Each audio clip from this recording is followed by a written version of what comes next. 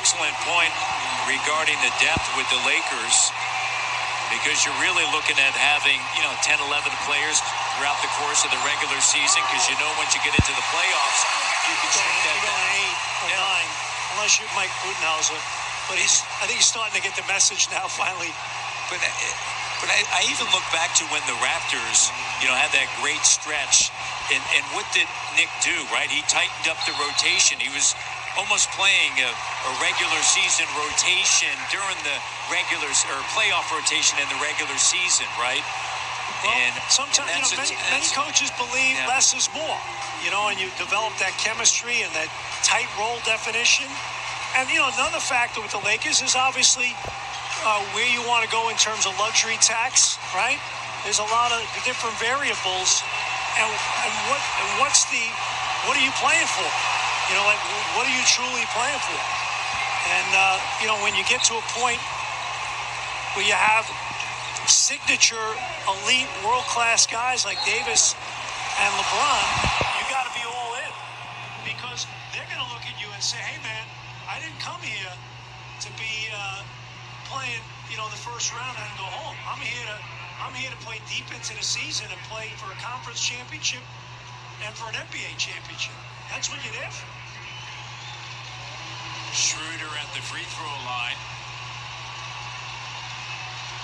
And the first free throw is good. And Phil Handy getting his Toronto Raptors ring prior to the start of this evening's game. It's been a long time, and we obviously know why. The Lakers were supposed to travel to Toronto, and then the pandemic in the bubble.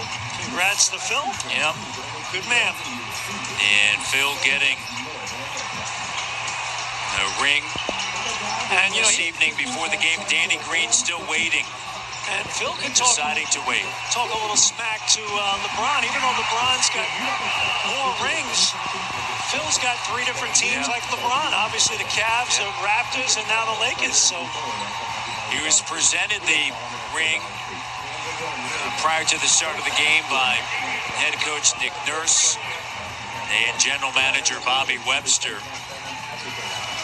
Of course, also an important time, Jack, when you think about the NCAA tournament, which changes so much of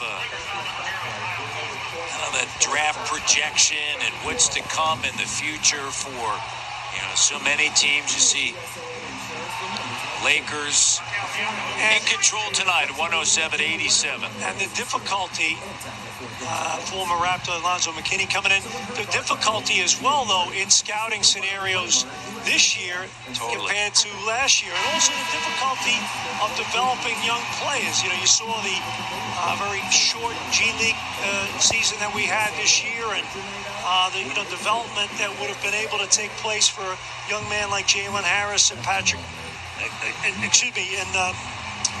Malachi Flynn. It's taken away from you. So again, all your evaluations, it's a little different type of year than the traditional year, and that's where, and there's Jalen Harris right there. It's harder to kind of get a beat on players. Sometimes you're never as good as you look, you're never as bad as you look, right? And sometimes people get drafted a little higher or lower because of how they, first impressions are lasting, but so are last impressions. People maybe put a little too much stock sometimes into the NCAA.